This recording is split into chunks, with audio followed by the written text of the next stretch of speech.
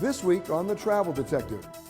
There's a good chance you've never been aboard this ship, and it has a history unmatched by any other vessel afloat.